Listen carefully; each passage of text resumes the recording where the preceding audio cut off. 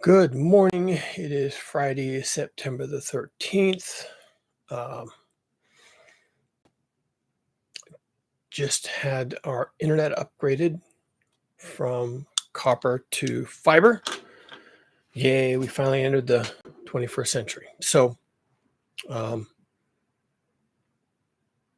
to talk about? Not about that. In my last video, thank everyone for your comments. It's always nice to hear from people.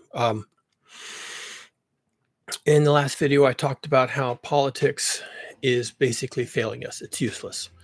The political system has been completely taken over by money.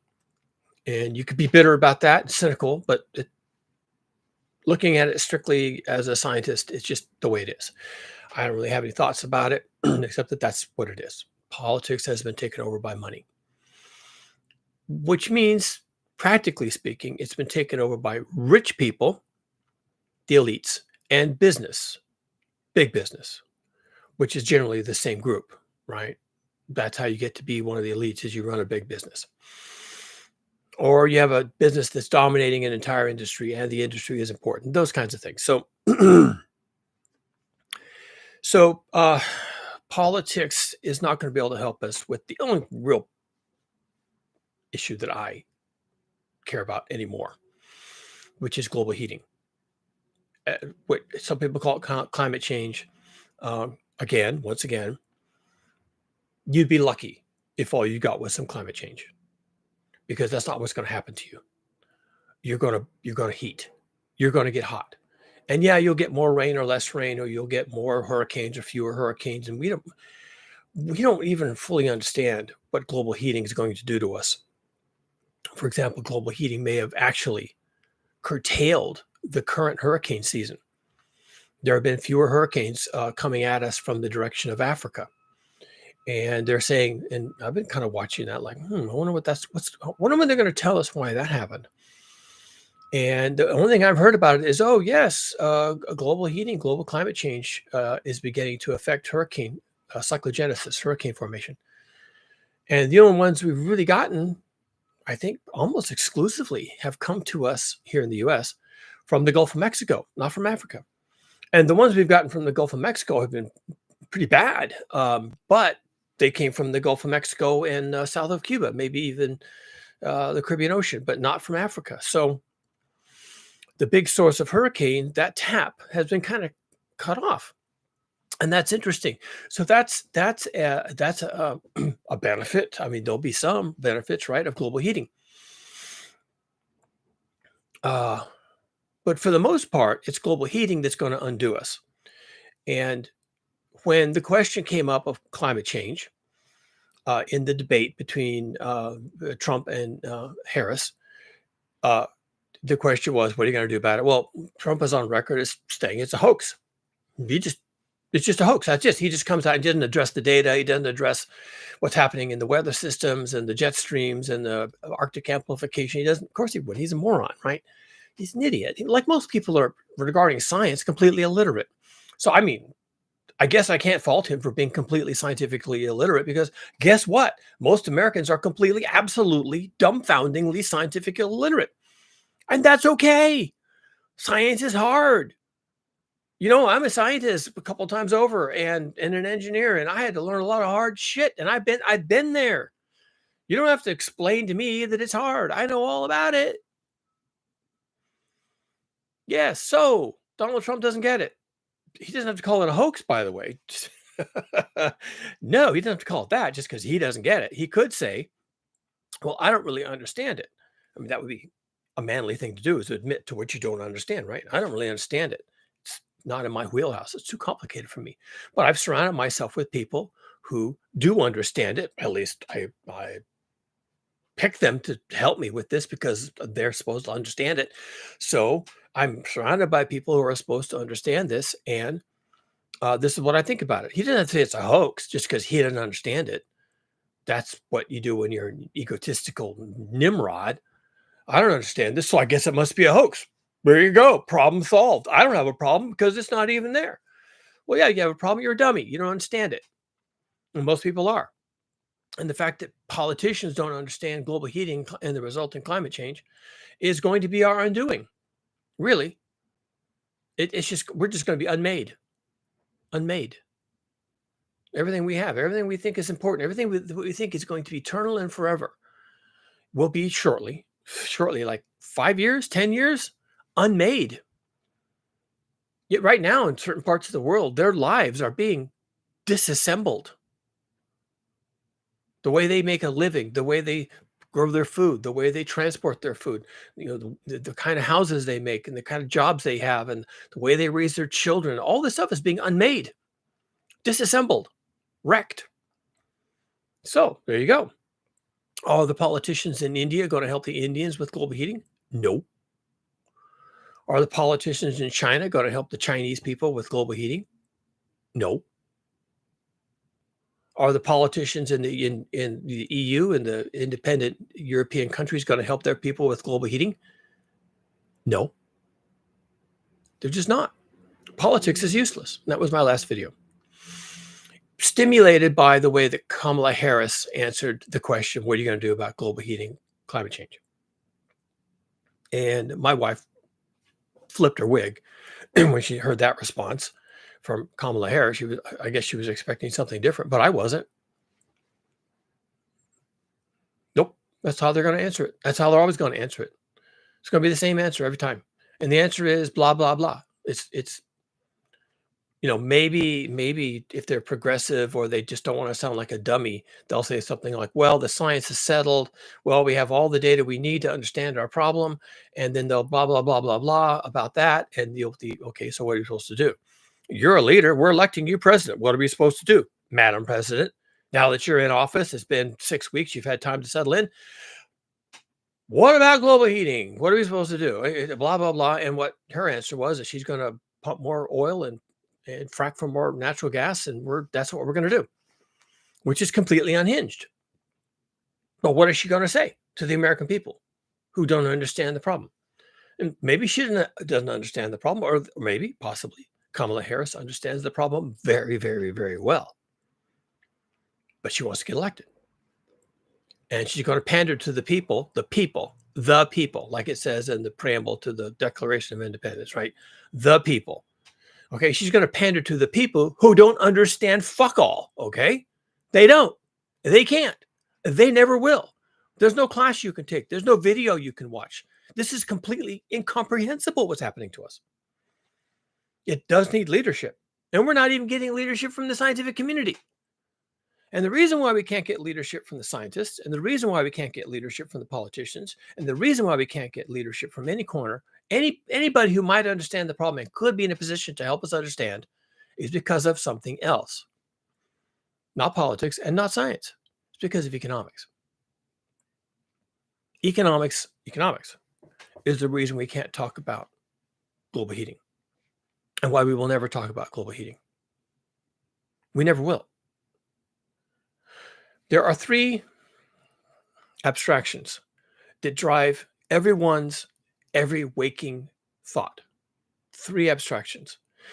Nobody thinks a thought that don't include these 3 abstractions. And they're abstractions. I'm going to call them that. They're not real.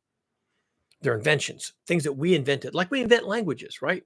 You go around, you talk to your neighbors, you're using English or Spanish or Italian, whatever it is, but you could use any language. You're just using the one you use. It's invented in your region and you learned it and you use it, right? And, it works, but it's not special. Your language isn't special. It just works. And you can't get through your day without some kind of lingua franca, some kind of language that everyone is using. And there are 3 abstractions, kind of like language, that no one can have any thought or conversation without adhering to. We invented them. They are not real. They are completely abstract. One of them is politics. Politics doesn't exist in the real world. We invented that.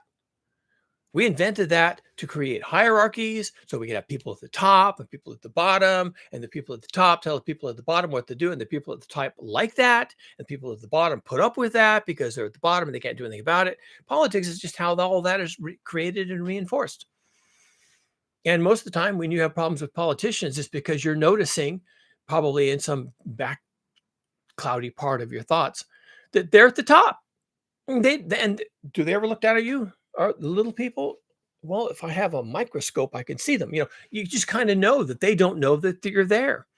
And when you're frustrated with them and when you're frightened by the things that they are doing or not doing, okay, it's because you understand that they're up here and you're down here and you have no access to them. And you need them to do things to you for you to protect you or bring you money or whatever. I'll come back to the money part in a minute. You're depending on and they'll give you the things you need, bless you with the things you need, kiss the royal toe, whatever, and you depend on them doing that. And that's frustrating and scary. And it is scary because sometimes they don't. In some countries, they never have. In some countries, the political class just gets to the top and they stay there and they eat really well and they have all the women they want and they have all the money they want and they fly and they go to places and enjoy great holidays. And meanwhile, their own people are starving. There's lots of countries where that's the case. Probably half the countries on Earth that currently have a seat in the UN, half the countries on Earth are run that way, including places like Russia and even China. Don't imagine that having a lot of resources, a lot of money, makes you more benevolent. So yeah, politics can really ruin your life. You can. But it's just one of three abstractions that people are forced to embed their entire life inside of.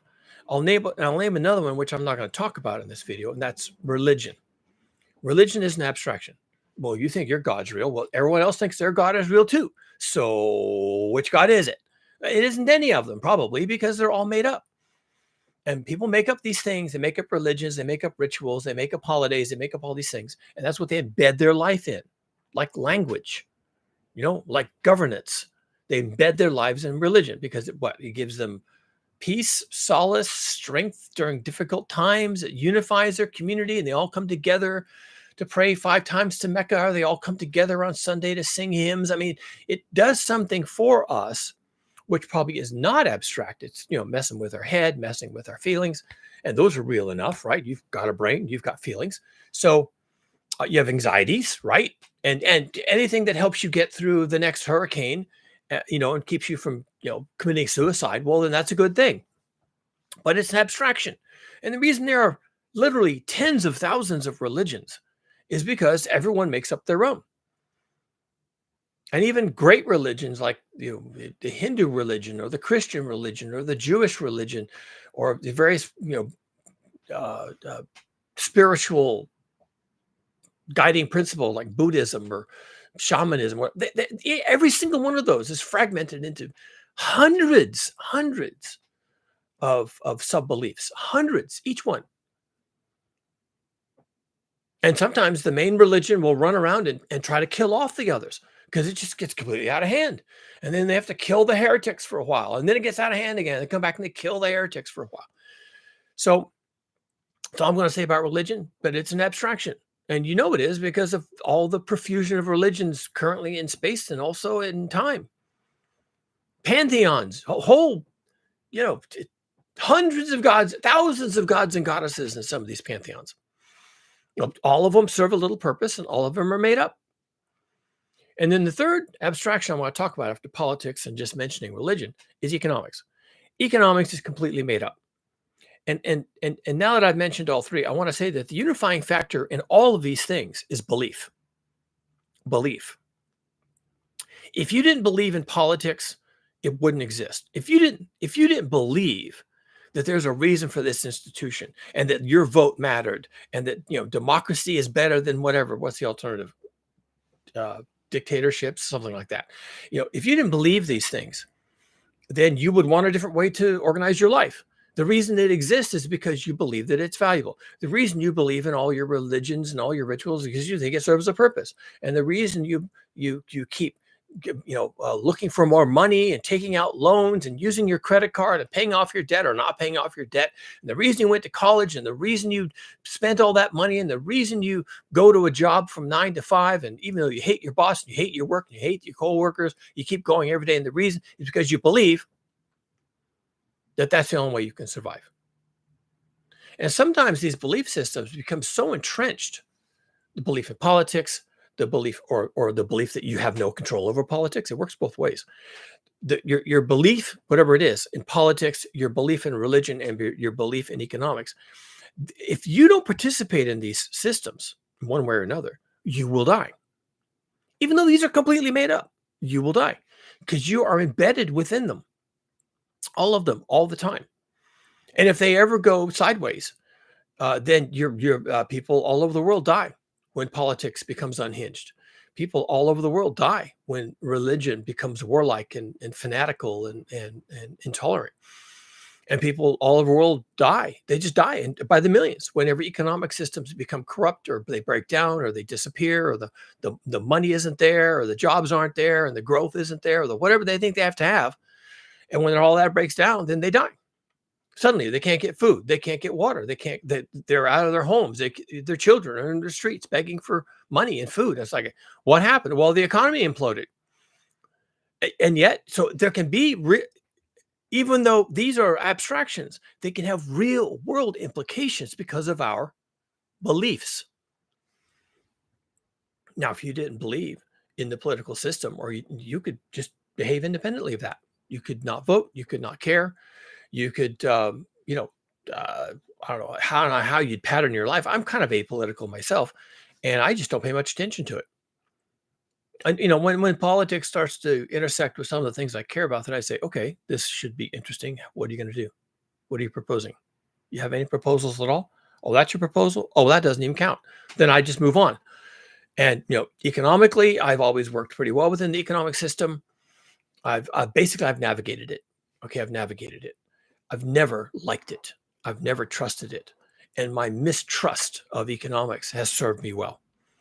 I've always stayed close to the exits. I'm always edging to the exits in my relationship with the economy, the money, the bankers, the jobs, the bosses, all of it. I'm always edging to the exits.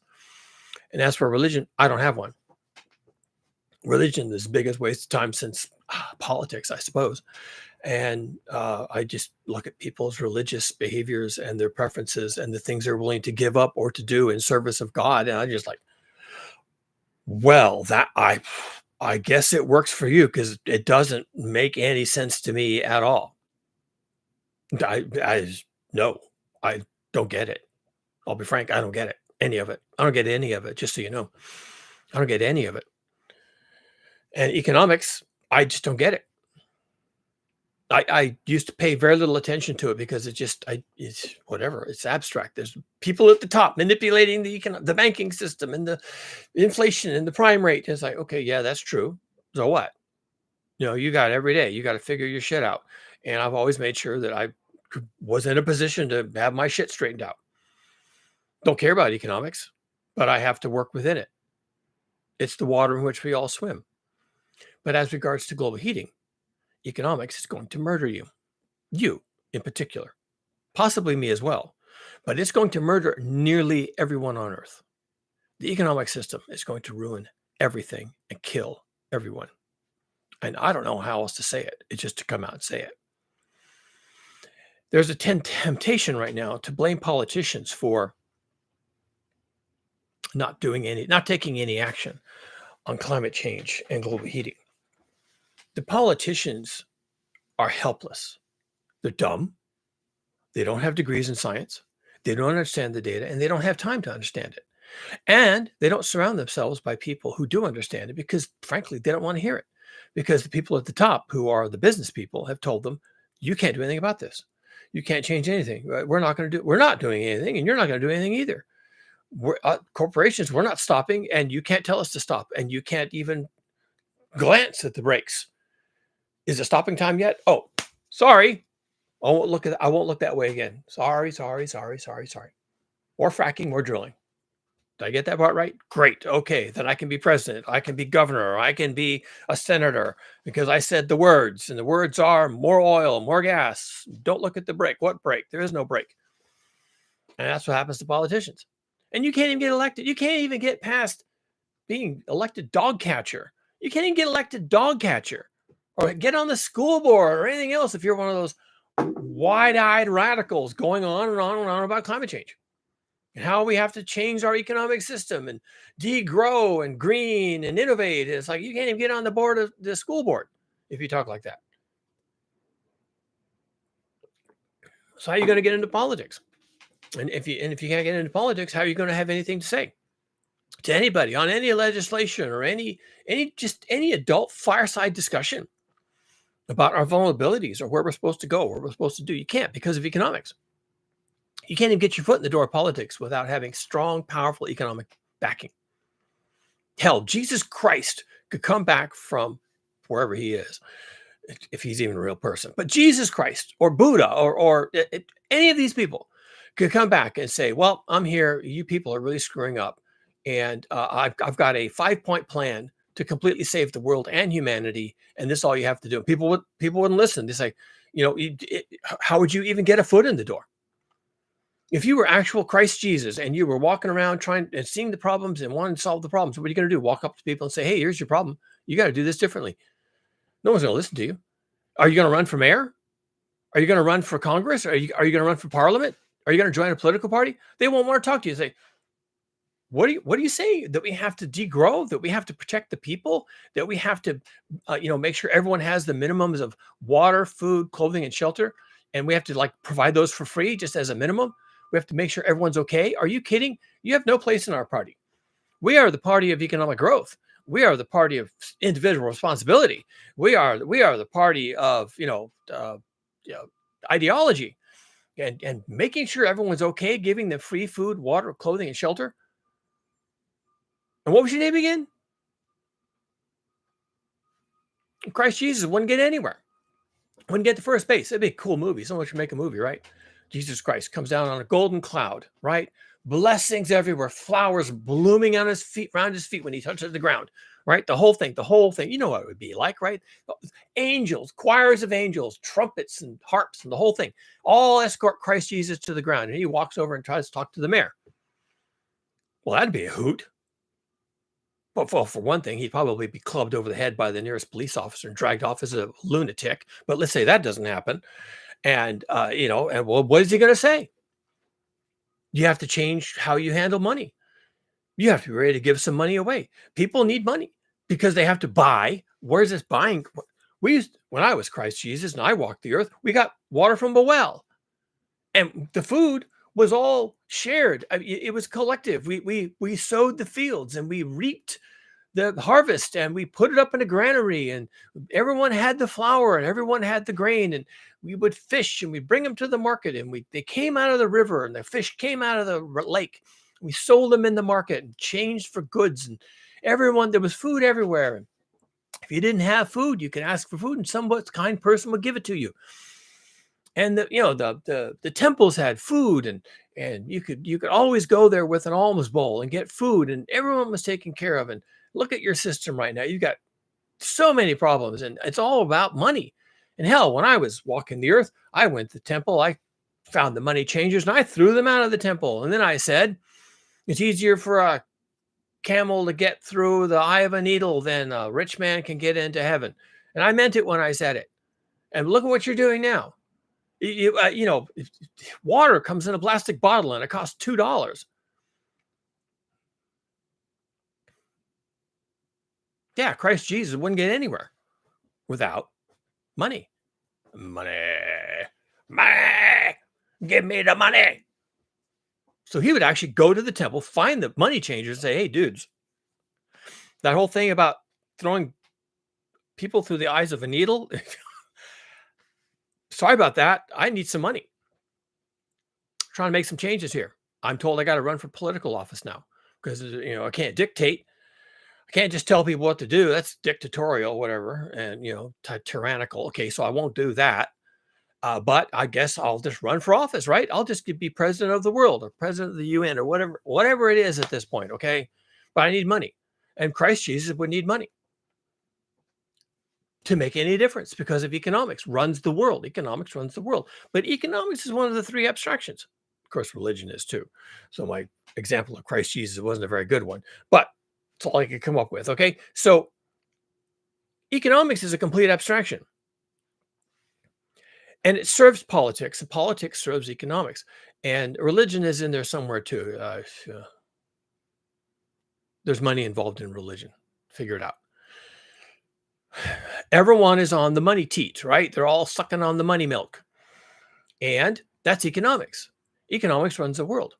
And economics is not going to allow politicians or you or I or YouTube or Facebook or anybody else to talk about global heating. It's just not going to be allowed because it's a threat to economics. And what does economics need?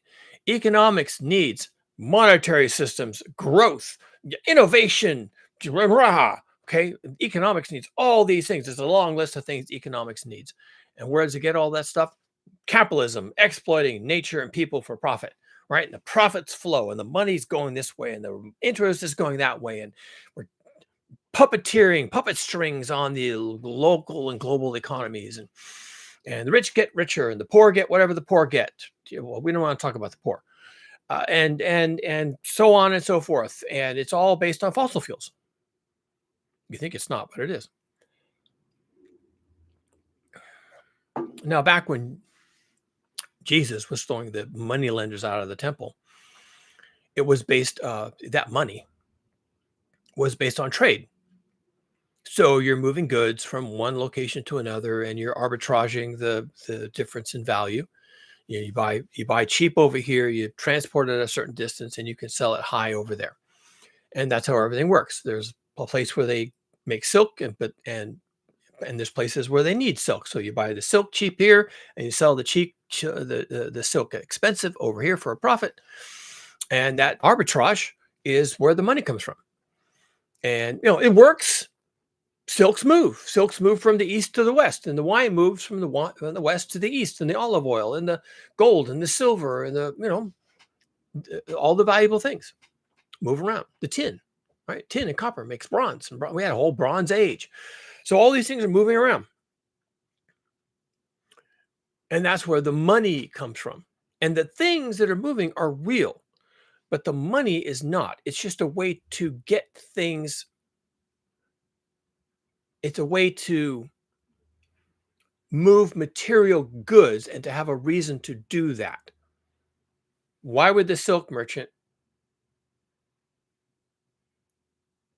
travel thousands of miles from China to sell silks in Rome, to provide silks to the Romans? Because the Romans would like to have them, would like to wear them? That's no incentive.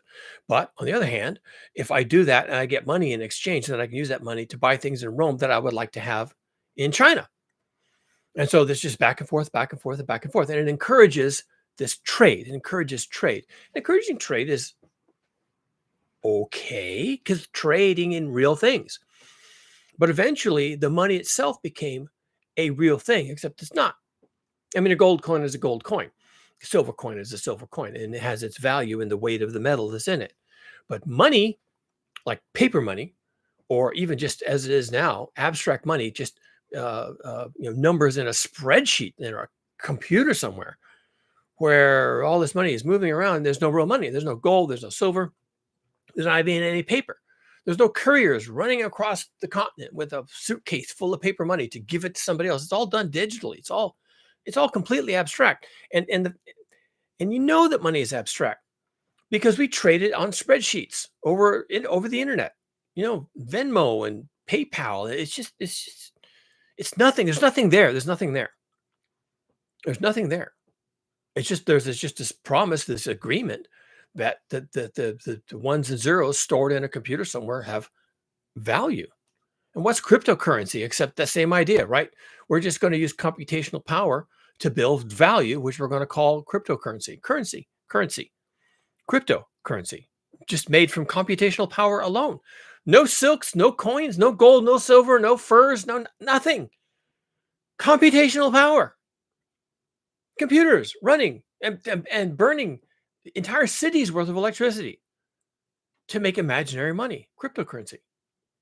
Well, it's imaginary, but it still has value. And I got enough crypto that I can buy a Lamborghini. And a Lamborghini is a real thing, let me tell you. Okay, fine.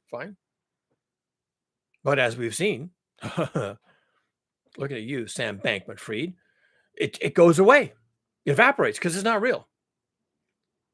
And economics, even though it's completely abstract and unreal, it's completely unhinged, even from silks and furs and gold coins. Economics, as we know it now, actually does at its base have something that keeps it alive, and that's fossil fuels. And the energy that comes out of fossil fuels turns the gears of economics, turns the gears. Energy is doing that. So it's not completely bizarre that computational power alone can create wealth. The computational power, which is nothing, it's just ones and zeros, and just there's a CPU making calculations. Calculations alone can create wealth. It isn't really completely crazy when you realize that those computers run on electricity, and that computer and the cards and the chips and everything had to be manufactured out of real things. And the electricity comes from burning fossil fuels. Without fossil fuels, you couldn't have that electricity. You wouldn't have enough to run all of these gigantic server farms that are cranking out cryptocurrency, and all these gigantic server farms that are doing the work of economics, which can even be buying and selling stock. I mean, before we had cryptocurrencies, we were buying and selling stock, moving money across nations, arbitraging interest rates and arbitraging exchange rates for currencies. And the currencies are digital, they're stored in computers. And all these people doing all this high speed, high frequency trading, right? It's all run on electricity. And all the manufacturing and all the internet wires and all the computers and all the server farms and all the people with the jobs that manage all these things, 24/7. It was all made possible by fossil fuels. And the economic systems are now really, they just kind of come down to ways of arbitraging who has energy and who does not. No, energy is real, just like matter is real. A stack of furs, or rolls of silk. These are real things, came from real animals. They're real. And the fossil fuels are real, and they're limited. And some people have them and some people don't. And the people that don't have to get them from the people that do. And the people that do now have economic and political power, you see? And so the abstractions ride on top of the realities of need for physical things. Physical things that are limited or not distributed create needs that are out of balance, and that economics and politics can ride on top of that imbalance. So you go from the concrete, the furs and the silks and the gold and the silver and the tin and the gold and everything, to need, which is quasi-real. Why do you need silks? Why do you need furs? Okay, you need food. Okay, but why can't you grow your own food? So some of these needs are like, well, we need it. And some of it is we want it. We have enough food. Now we want the silks. Oh, well, doesn't our cat have a long tail? Okay, so some of these needs are real needs, and some of these needs are kind of made up. But you see, you're going up in the levels of abstraction. Real things and real shortages can lead to real or perceived needs, which can lead to this next level, which is politics, economics, and religion, which is completely unhinged from reality, completely made up. It's all made up. And yet, watch what's happening. The economic and political systems are running on what people need. And people need things to survive: food, water, clothing, shelter. And fossil fuels are now the way that we provide for all of our basic needs, how we move things around to meet needs, and the politics and economics is running on top of that. Without fossil fuels, that whole layer cake collapses. At the bottom, people will still be looking for physical things: water, food, clothing, shelter, safety, community. Okay, these are real things. Your community is the people that are around you and the things you do together. and how you coordinate yourselves, and maybe you have some local leadership. These are all real things and the real problems you have to solve. If you can't solve your problem for water, then you die. If you can't solve your problem for food, then you die. If you can't get out of the weather into a shelter, then you die, and so on. So these are very real. The base of this stack is real things that people really need. But right now, we're providing all those things, at least in the modern industrialized world. Those things are being entirely provided by fossil fuels. Didn't used to be that way. Absolutely not. In fact, even just a few hundred years ago, people were largely providing for themselves. They could, and they did. And as they looked to their city brethren, their Uncle Fred that lived in the city was, he's a jeweler, he's a shoemaker, he sells men's clothes and hats and things, and wow, he's doing really well. And I'm out here on the farm, and I'm just, tending my chickens and tending my pigs, and I'm feeding myself, and I've got that going on. But hell, he eats at a restaurant every night, and look at what he's doing. He actually got kind of fat, and that's the life for me. And so everyone gave up on being self-sufficient, and they went into the city. But the reason that your rich uncle living in the city, okay, the reason he's doing so well is because of fossil fuels.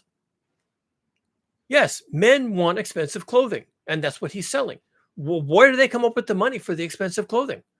Well, they're buying and selling stocks and bonds, and they're politicians, and they got to dress well, and they get money from the mafia and money from the corporations and money from Standard Oil, and and then they go and they buy the fancy dress and the fancy hat and the fancy shoes and the Italian footwear, and it's all money, money, money, money, money, money, money, money, money. None of it's real, except that the rich uncle can sell a hat because somebody made a hat somewhere in Italy or Ecuador or wherever, right? Panama, they made a hat.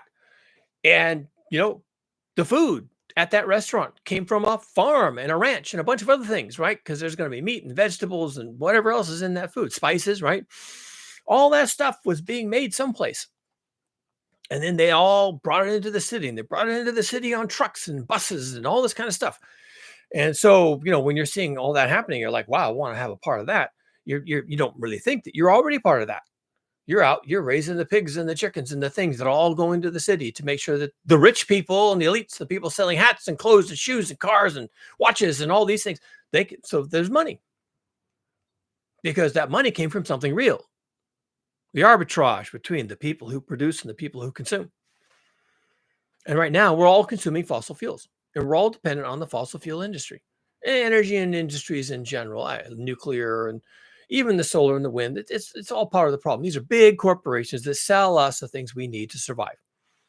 And your food comes from a big farm thousands of miles away, maybe multiple farms in multiple countries, thousands of miles away. And it's get flown in on cargo planes and driven in on trains and driven in on trucks. And all of it's air conditioned, and it's all of it's pure and packaged properly. And the processed food is all checked and certified and gets a stamp of approval. And then it goes to a market, and they put it on the shelves, and it's all neatly organized. And there's lighting in the ceiling, and there's air conditioning to keep the meat cold, and everybody's following all the right standards, and no one gets sick when they eat the meat, and no one gets sick when they eat the salad, and it's all very organized and regulated and inspected and all this stuff, and it's all dependent on fossil fuels.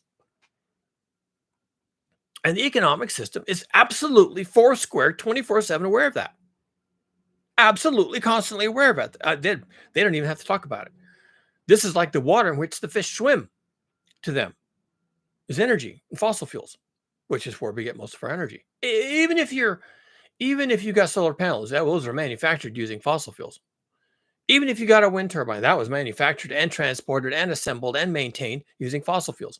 And the entire grid that these things feed into, the big transmission wires and all the maintenance and all the substations and all the transformers and all the power conditioning, all the control systems and all the people who go out in the field with their trucks, fix the shit, fix the wires when they're down, put them back up, put the poles in when someone hits them, when a drunk alcoholic hits them at night. Take the dead pole out, put the new pole in, work all night, put the wires back up. All that infrastructure. Trillions of miles of wire. And the wire has to be manufactured. Someone has to make the transformers. Someone has to make all the power conditioning equipment. Someone has to make the computers that run all the awareness systems, all the SCADA systems. Fossil fuels.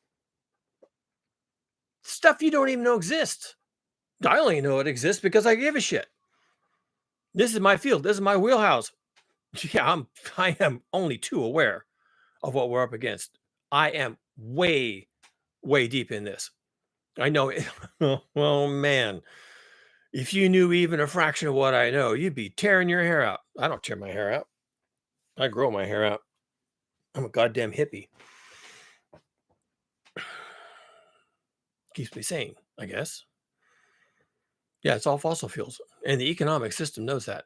And they're always stepping up to the politicians and saying, good job, looking out for the economy and the growth and the, do I have to remind you? Okay. And, let's not talk about regulating fossil fuel consumption, shall we? And, or carbon taxes or carbon credits. Or, can we just not talk about that anymore? I mean, I know you think you have to, but you don't really have to. These voters don't care. Just tell them it's a hoax or something. Just tell them you're going to work on it. Tell them you're going to solve climate change by drilling for more oil, whatever. They'll like it. They won't understand it, but you don't even understand it. Just say it. Okay. Just say it. Just say what I tell you to say. We're trying to grow the economy here. Okay. Just say what I tell you to say. Don't think too much about it. That's how the economists deal with it. And if you ever say something like, well, we're going to have to give up on fossil fuels, well, then you can't be in politics. And, why don't you go be a farmer or something? You want to talk about hippie shit? Go live under a bridge. Go be a consultant for some bunch of activists and tell them what to do. Tell them to glue themselves to tractors. I mean, whatever, right? Throw a can of tomato soup on the Mona Lisa. Whatever you want to do, it's fine. Just don't ever, ever, ever, ever, ever, ever, ever glance at the brakes to stop fossil fuel consumption. Don't even think about the brakes. There are no brakes. There's no stopping this. Glue yourself to a tractor. That's fine. That's completely acceptable. Glue yourself to a tractor. Climb a tree and put a tent in a tree and stay up there so they can't cut the tree. That's amazing. Whatever, that's fine. Throw cans of soup on all the great treasures of the world and protest and say that this is the blood of the people that are going to die due to climate change. That's perfectly acceptable. Do that all you want to. Just don't ever glance at the brake that you think we're going to stop this train from going over the Seneca cliff, because we're not. We're going over the Seneca cliff, all of us together, except, of course, for the few who are so very special and must be saved from all calamities at every possible cost, any cost at all. The rest of you, hoi polloi, you proletariats, dumbass motherfuckers, you're going over the Seneca cliff. Enjoy the drop, okay? What is the Seneca cliff? Seneca. What is he, Greek or Roman? I should look this up someday. Seneca, philosopher. I think it was Umberto Eco who actually brought this to us, but I might be wrong about that too. Seneca, 3,000 years ago, was talking about how civilizations roll. That they, I'll do this in reverse so you see it properly. That they develop slowly. Okay, hiccups, sometimes they go down, but they develop slowly because it's a process of development. You have to get modern agriculture, then you have to perfect your agriculture, then you have to build your cities, and that takes time, and you have to build correct types of cities in the correct place, and sometimes your cities are in the wrong place. Then you have to move over a ways and build a different city. But through trial and error and mistakes and pandemics and wars and famines and everything, your civilization just kind of gets more and more complicated like this, and it goes up and up and up in the number of people, the amount of complexity, economic weight, excuse me, the number of layers in your economic system, the number of layers in your religious system, and how many gods do you have, and how many temples do you have, and how many times a day must you worship. As your civilization gets more and more complex on the way up, that's great. And then at a certain point, and a lot of people have studied this point, at this certain point where your civilization is advanced, it's way up here at the top. It's come all this way, all these hard battles and all this hard fought development. It gets up here way up at the top. and you've the shining city, streets of gold, right? And then what happens? It does this. It's gone. And it's called, Seneca observed this thousands of years ago. Like, this is how it goes, folks. Read them and weep.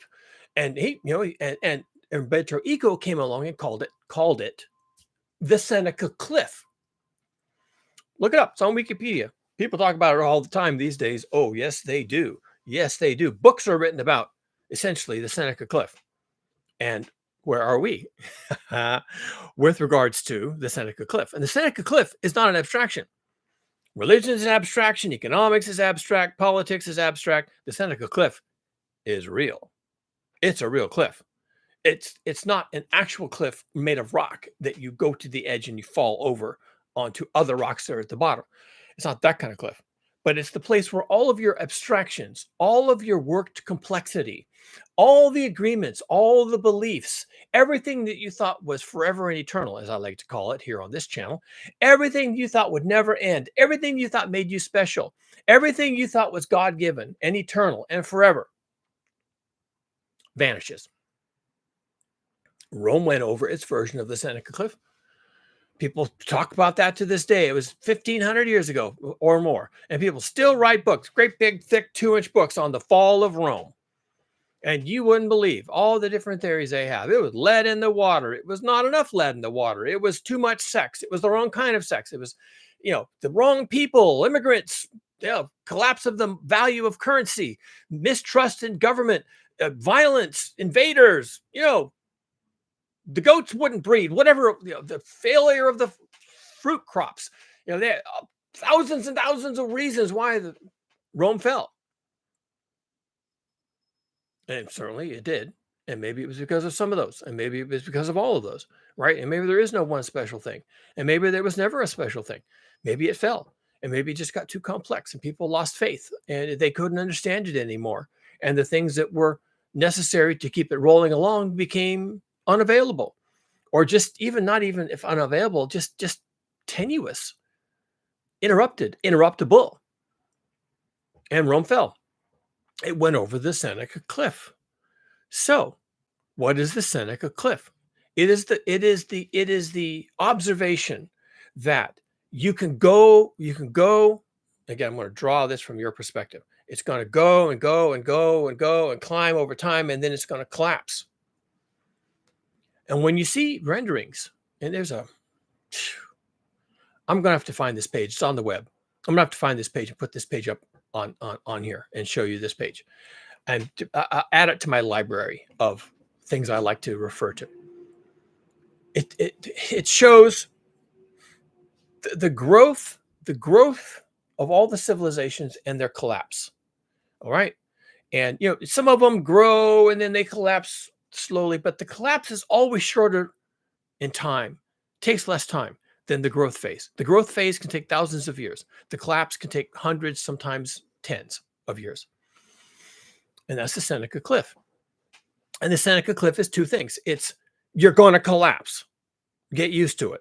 And two, it can be very abrupt, like going over a cliff. And this has happened every civilization. Sometimes they're just nation states, but every civilization, big or small, has gone over the Seneca Cliff. Something didn't work. Something they thought was eternal and forever vanished.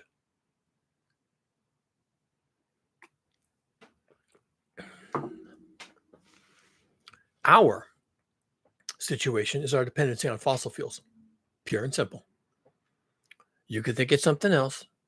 You're going to find out you're wrong. You're going to find out you're wrong because you are. We are dependent on fossil fuels. All dependencies that you can name come back to some dependency on fossil fuels or energy resources in general, all of which go back to fossil fuels. Trust me on this.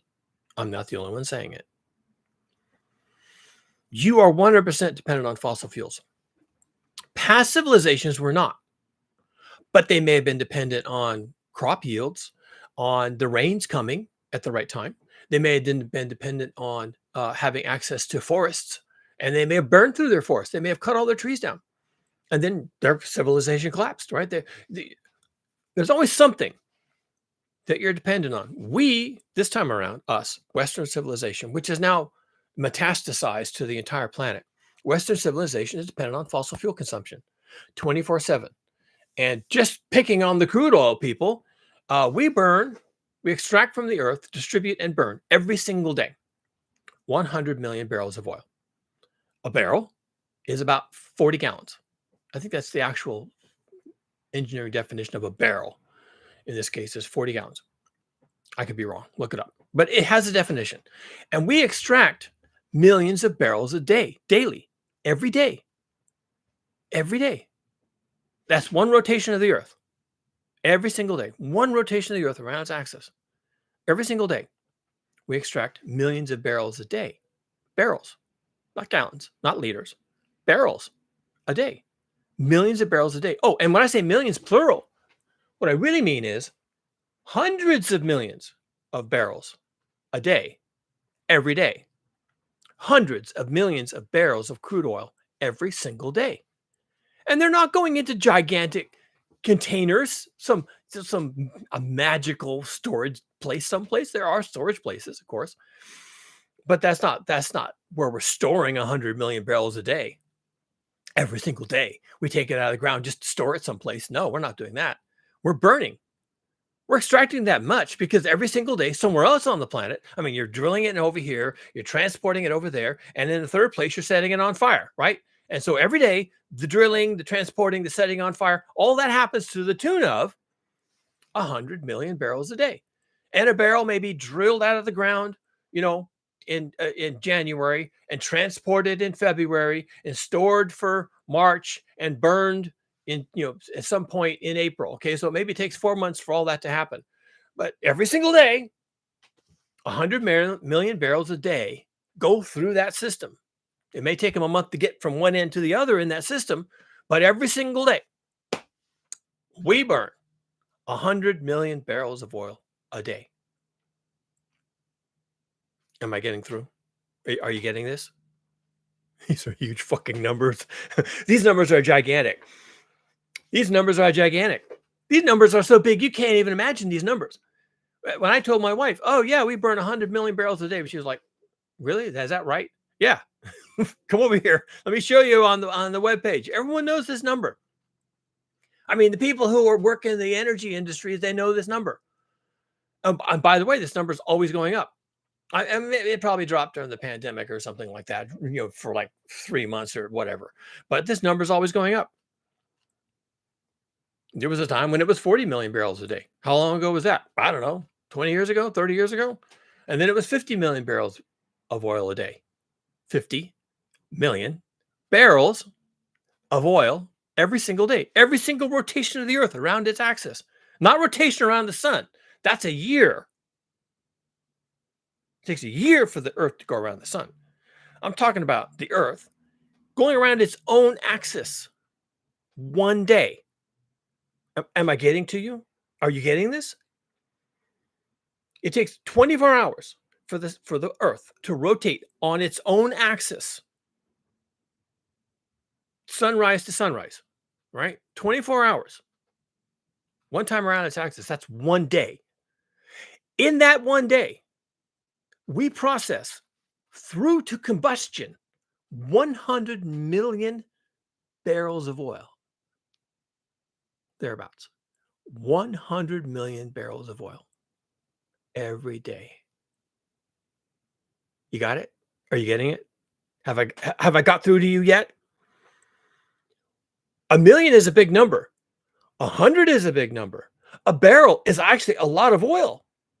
100 million barrels of oil every fucking day.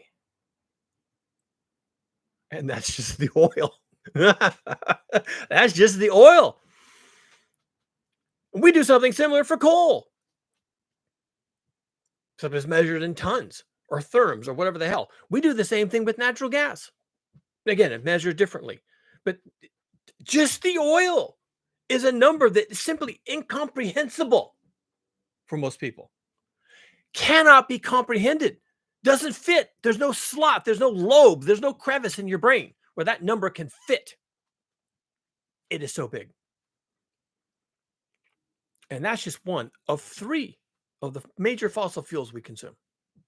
Just one.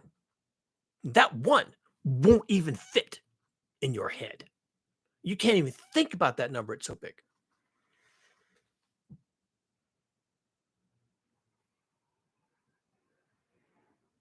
Economics thinks about it all the fucking time.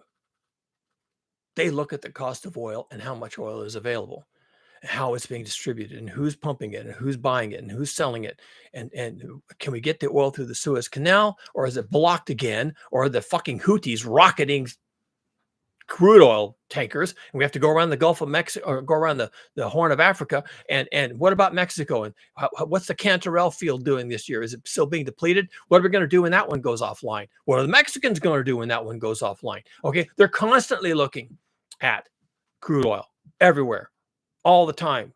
Who's got it? Who needs it? How can we make money off of this? What's the current price? I'm trading oil. Is there any oil to trade? Who do I have to buy it from? Who do I have to sell it to? Digits, computers, internet, transactions, high-speed trading, blah, blah, blah. What? Now there's a war? Fuck me. All right, tack on $100 a barrel. Every barrel. $100 a barrel to every barrel of oil, because there's a war in the Middle East. $100 more per barrel. Oh, and how many barrels are we moving today? Yes.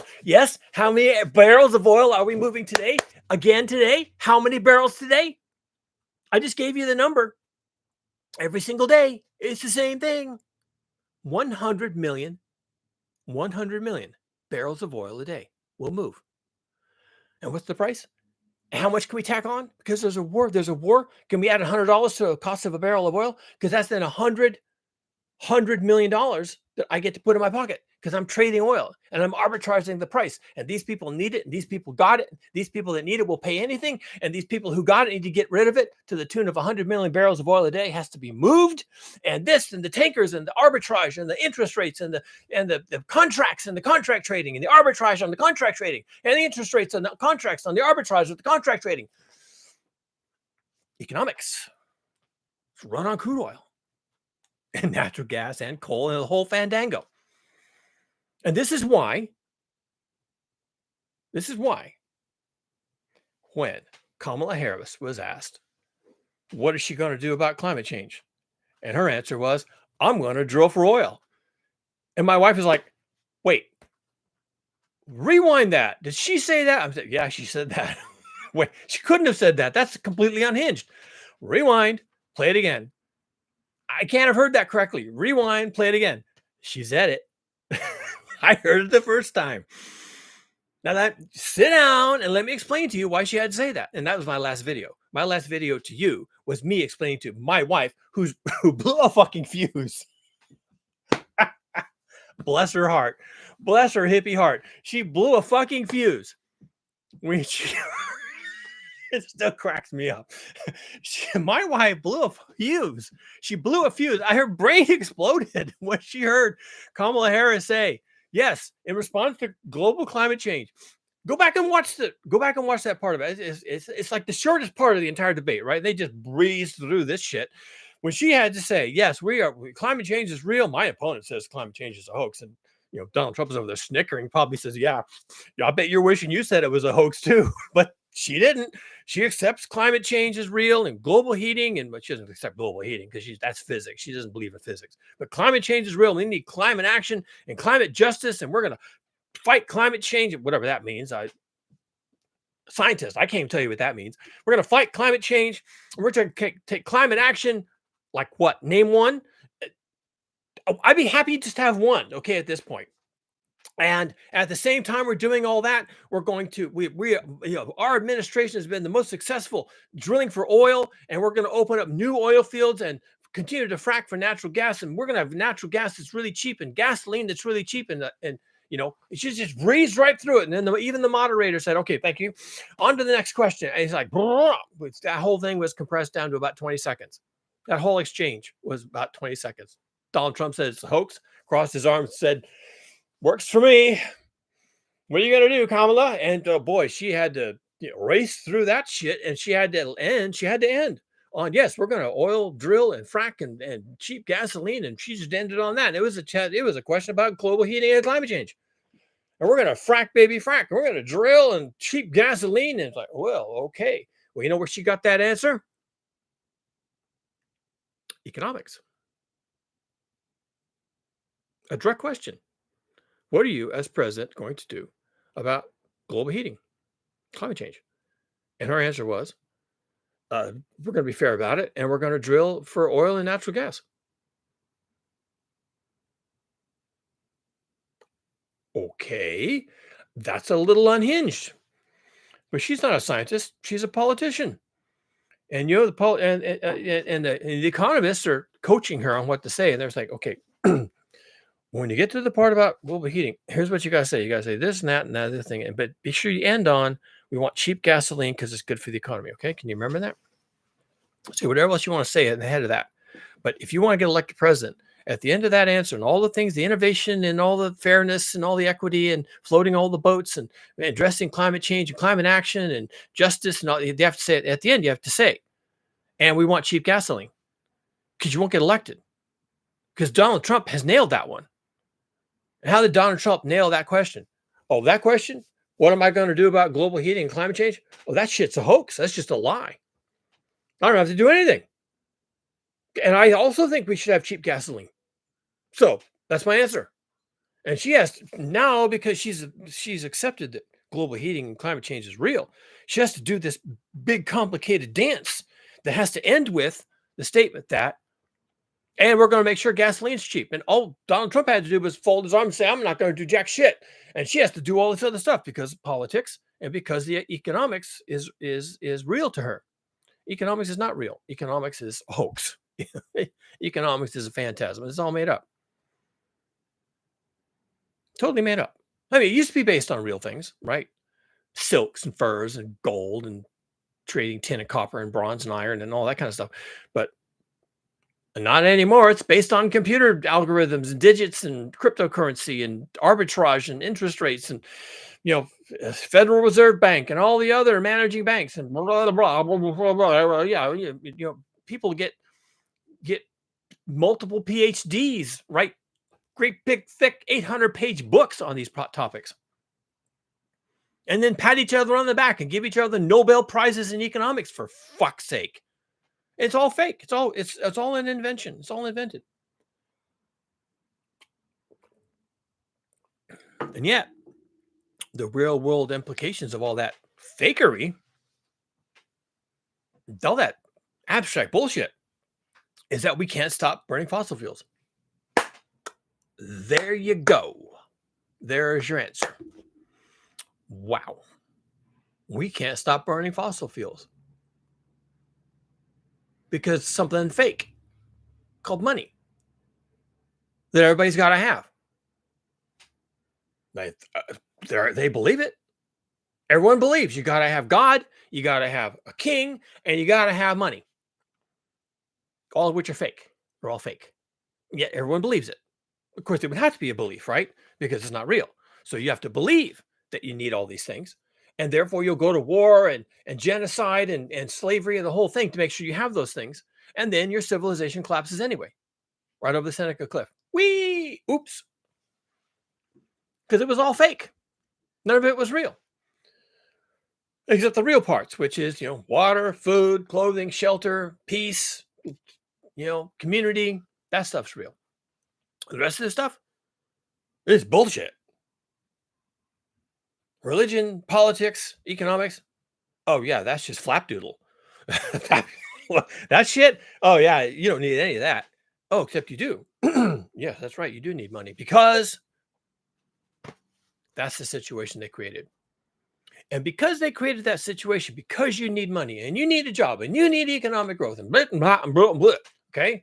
And you need someone to win the Nobel Prize in economics. And you need lots and lots of books this thick talking about economics and this and that. And it's all made up and it's all arbitrage and it's all these things. And because you need all that to work for you, you can't stop burning fossil fuels. And as a consequence of all this fakery, all this flapdoodle, all this mouth noises, big thick books and Nobel Prizes and all this bullshit, you can't save yourself from global heating. That's it. You're dead. You're dead. You're dead. You're dead. Everyone's dead. I'm dead, you're dead. It's going to take a while, maybe this afternoon, whatever it takes, right? We don't know when it's going to happen. We're all going to die from global heating.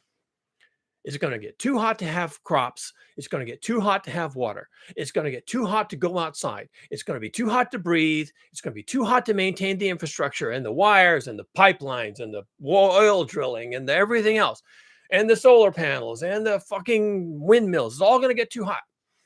Windmills will catch on fire in the heat, and you won't have food, and you won't have water, and you won't have electricity. And you turn the tap on in your kitchen, water won't come out. Flush your toilet, water won't fill up in the tank.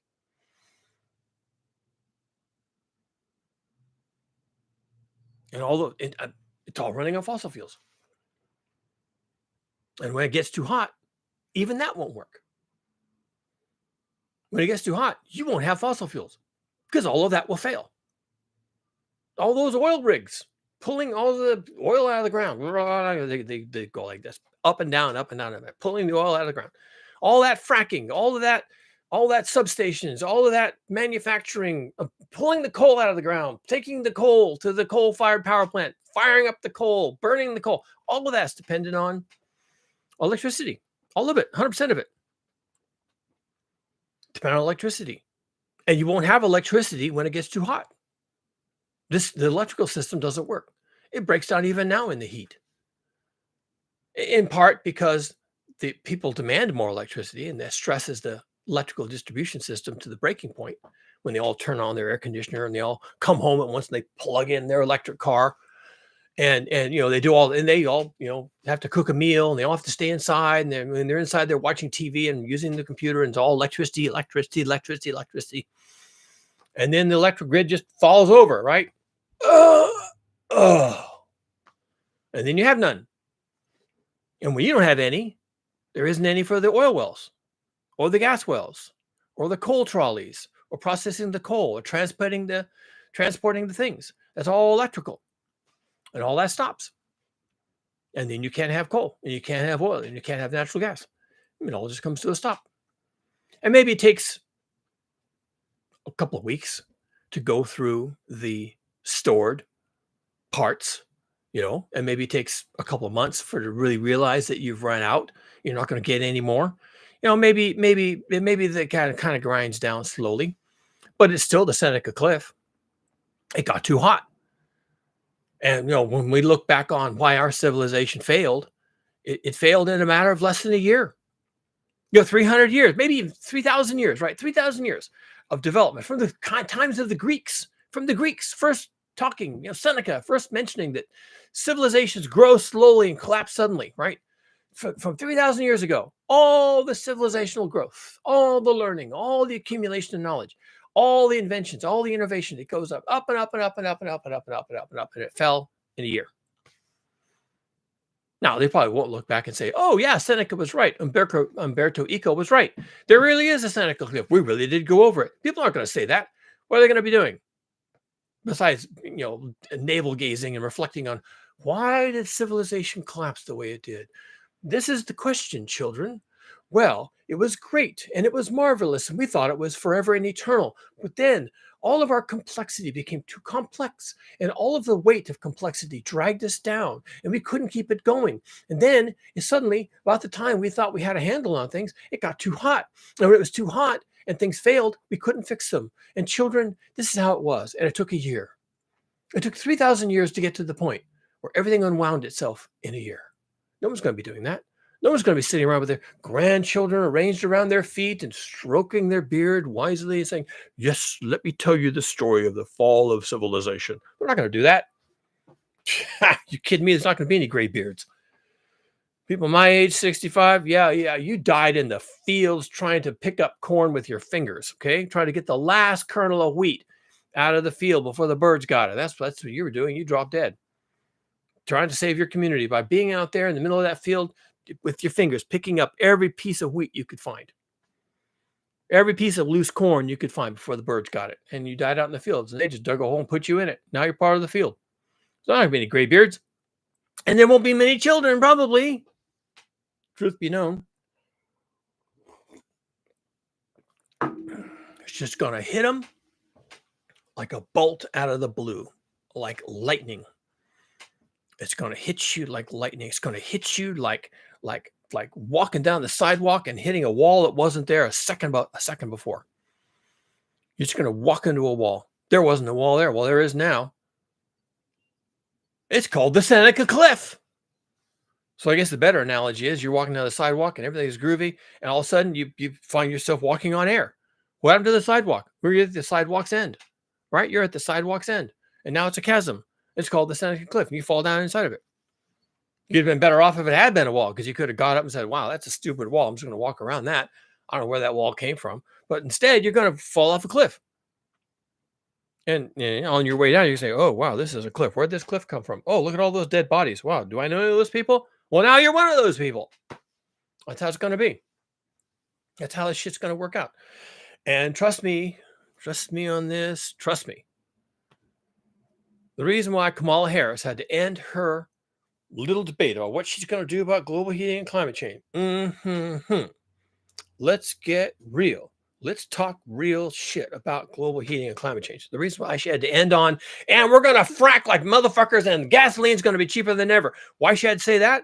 Because she doesn't want you to know there's a Seneca Cliff that you're going to go over. You're going to be walking down the sidewalk thinking you got it figured out, picking your nose and thinking, yep, this is my life, and you're going to rock right over a chasm. Like, what the hell is this? And I'll be up there at the top saying, this is the Seneca Cliff. Enjoy the ride.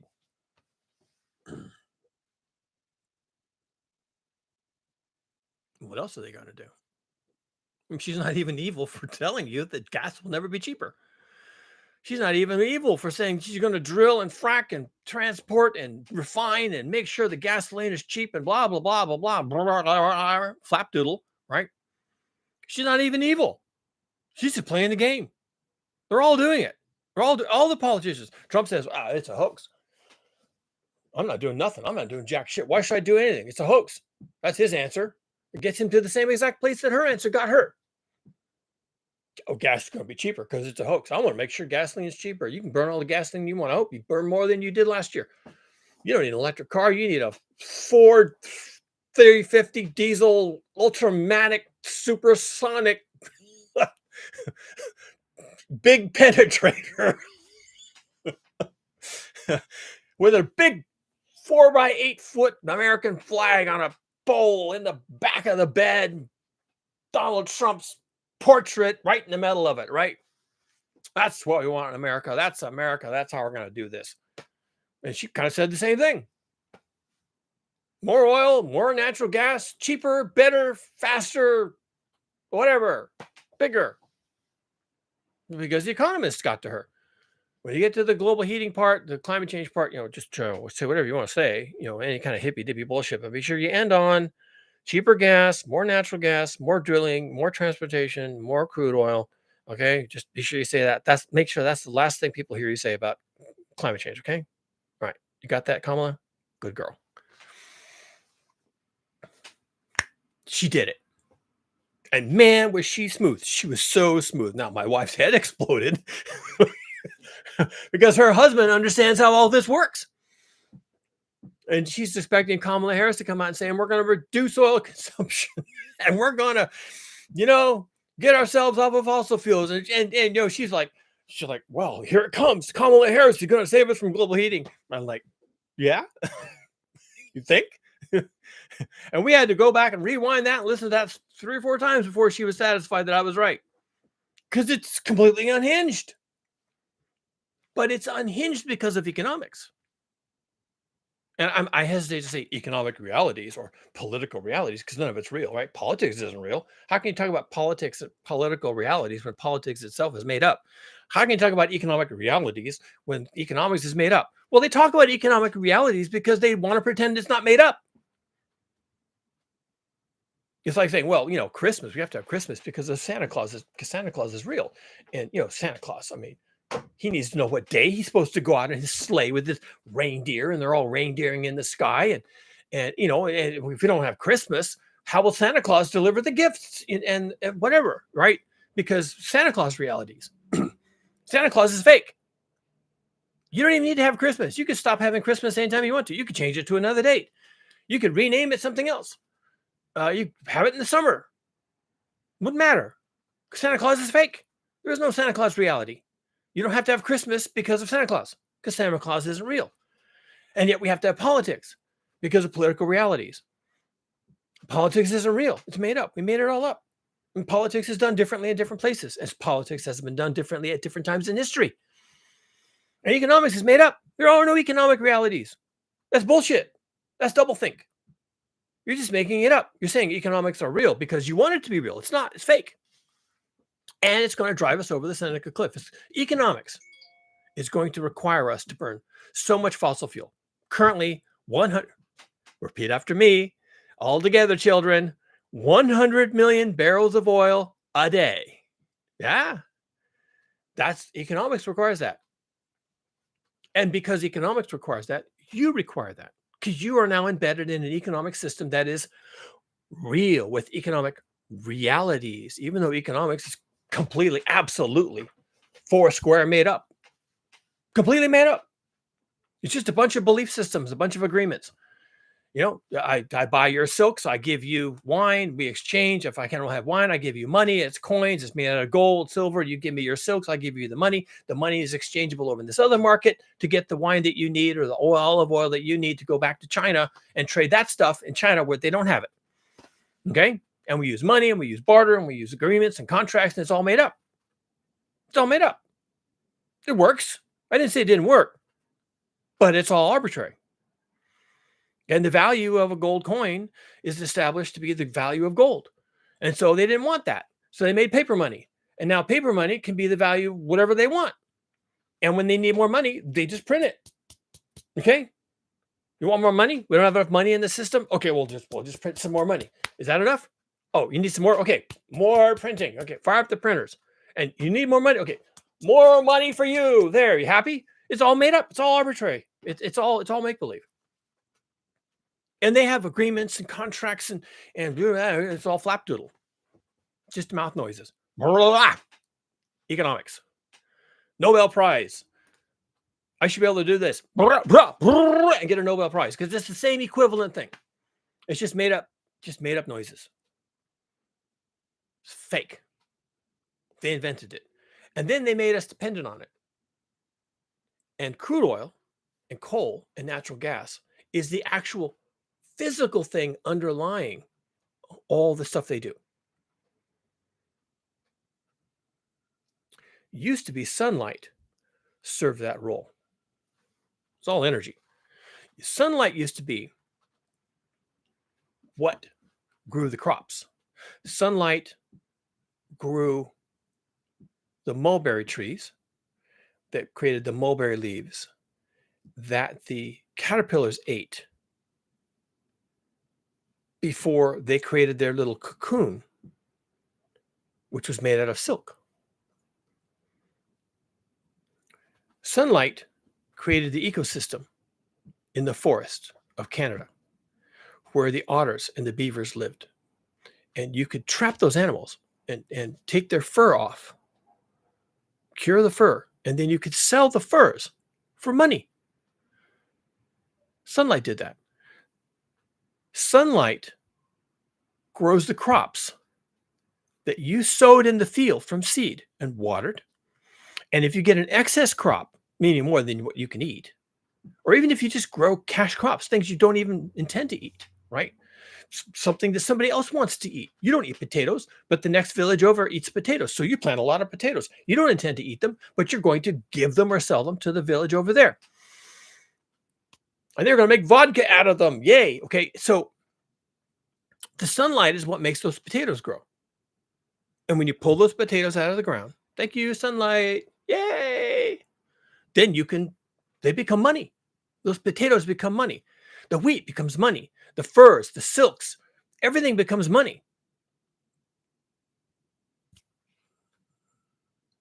But it started out with real tangible things based on energy from the sun. The problem with sunlight is it does not bless every part of the earth equally. Some places have more sunlight than others. Some places have longer growing seasons than others. Some places are more successful at creating a surplus of goods than others. So when you're dependent on sunlight for all the value in your economy, there are limits. When does the sun shine? When does it rise? When does it set? How much heat is generated? Is it too hot here, or is it maybe the opposite? It's too cold. When do the rains come? Rains are caused by the sun. When does the snow come? That's also precipitation. The snow comes from the sun. It's cold. Doesn't matter. That's where the moisture comes from. It's from the sun, from the sunlight heating the water. It's all driven by the sun. But the sun has limits. Even though itself is unlimited, our interaction with the sun was through nature, and nature has limits. You plant the wheat seed, you wait, the wheat comes up. If it rains properly and it doesn't get too hot, then the wheat comes up, and you watch the wheat coming up, and finally you harvest the wheat. Okay. And you couldn't do something automatically. What's wrong with my camera? Sometimes it does that. I think that's better. You can't just do anything you want to do anywhere you want to do it. But with fossil fuels, our connection to the energy of the sun became unhinged. We still need the sunlight to grow the crops, but now we can supplement that, if you're in a greenhouse or whatever, with artificial light because of electricity, and we manufacture lighting. So you have all this complicated infrastructure to deliver electricity to the greenhouse to run the lighting, so you can grow crops day and night if you want to. But that's fossil fuels. That's not sunlight.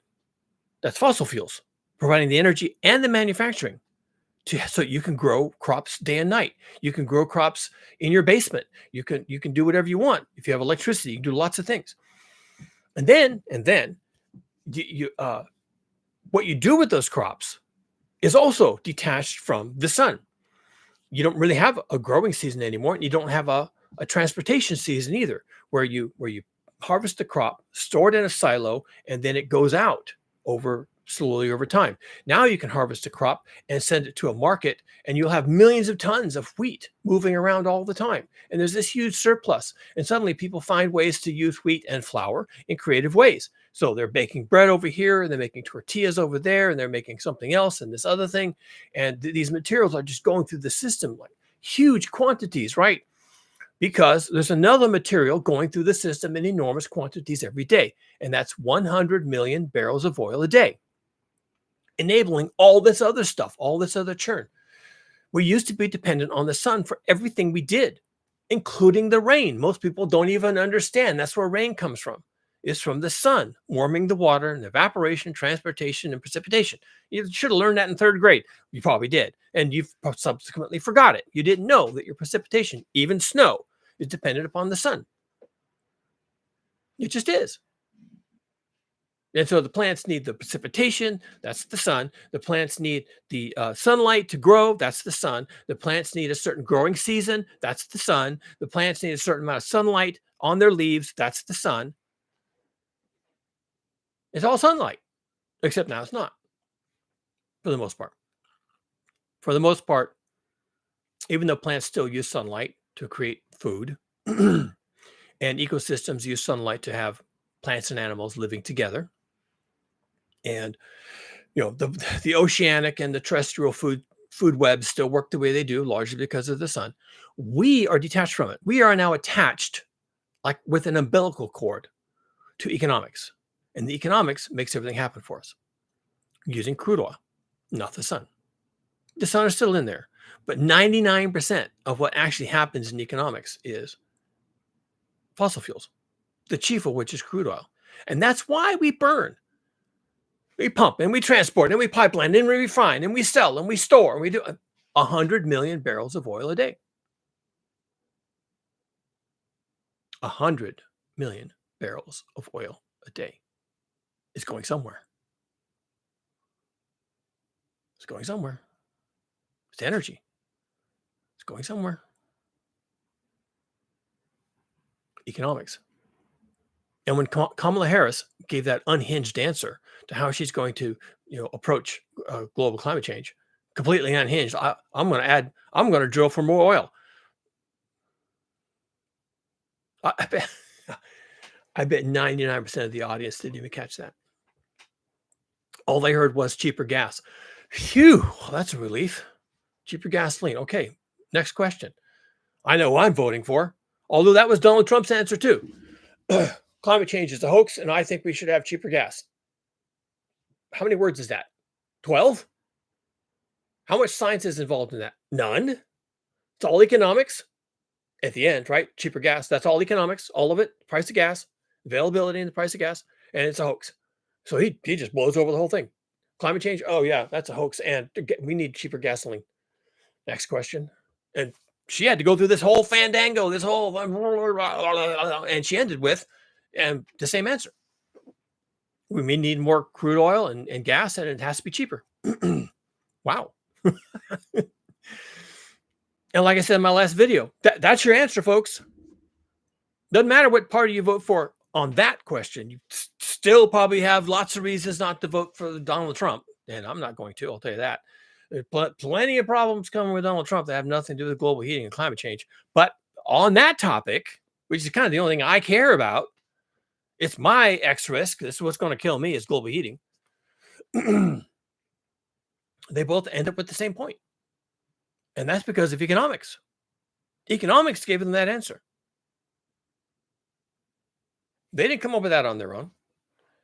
And quite possibly, Kamala Harris doesn't even believe what she just said. We need cheaper gasoline. Donald Trump said the same thing. It's all a hoax, and what we really need is cheaper gasoline. And she goes all this stuff, and at the end, she says, and we need cheaper gasoline. Okay? She's not a dummy. I'm pretty sure she got coached into saying that. When the subject comes up, say whatever you want to say, and here's some points that the progressives want to hear, and the left-leaning liberals. But before you let the question pass, be sure you mention that you are going to pump more crude oil, and you are going to frack for more natural gas, and we are going to become a global leader in fossil fuel production, and gasoline will be cheaper. Make sure that's the last thing that they hear on the question of what are you going to do about global climate change. Say anything else you want to say. You got a whole minute to say something. Make sure that the last 10 seconds is you squeezing in there that we're going to be leaders, and we have record production of coal and oil and natural gas, and gasoline will be cheaper. Make sure that's the last thing they hear. And she did it. She nailed it. Nicely played, Kamala. Well done. Good politician. You know exactly what it takes. You know just what it takes. My wife's head exploded. Mine didn't. I knew what she was going to do. I knew exactly what she's going to do. And I'll tell you right now, what every single politician is going to do. That. Because they are all dependent on economics to get elected. Just like you and me are dependent on economics to survive every single day. Even though politics and economics both are phantasms. Despite being fake and flapdoodle, they are going to take us, you and I, over the Seneca cliff, holding hands and singing Kumbaya. That's what's going to happen. Nothing else is possible at this point. There's no way out, people. Politics and economics is not going to save you. I've seen it. And if you look back, you've seen it. We're all going over the cliff. If we're going to allow this flapdoodle fakery to tell us what to do to save ourselves, then we're going over the cliff, holding hands and singing Kumbaya. What's the alternative? You free yourself. You start exiting. You start edging to the exits. Thank you. You all have a nice party. I'm over here. I'm not doing anything. Excuse me. I'm just reaching behind me for the doorknob. Thank you. It's unlocked. Thank God for that. And I'm out. And how you do that depends on your situation. Here's my suggestion. Trying to end on a positive note. Don't know why I bother, but I'm going to try to end on a positive note. You need to create a community around survival. Community, yes, look it up in the dictionary. It's not you in your bunker with your dog and your MREs and your AR-15, your 10,000 rounds of ammunition. You need a community. You don't need any of that other shit. Well, the MREs will probably be handy. Oh, and a hound dog could be really helpful. But you don't need any of that other stuff. What you need is people. You need people around you, people who will support you and that you can support. This will give your life meaning. You won't need an AR-15 in a schoolyard full of children. Your life will have meaning. You'll know what you're here to do. You're part of a community. You're working together. They appreciate you for your contribution. You appreciate them for recognizing you and your contribution and your reason to exist.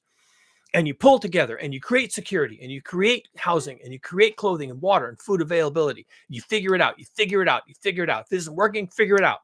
If there's a problem, solve it. Can you solve it? If you can't solve it, move on. That becomes a problem you can't solve. Recognize it, get around it, move on. That's what a community does. There's things we can save and things we have to abandon. And what you're going to have to abandon, and which may actually abandon you first, is your reliance on fossil fuels and your economy and your politics and your religion. We're probably going to have a whole new bunch of religions crop up that are all about survival and interdependence and community. That's my wife. I will end here. That's what you got to do.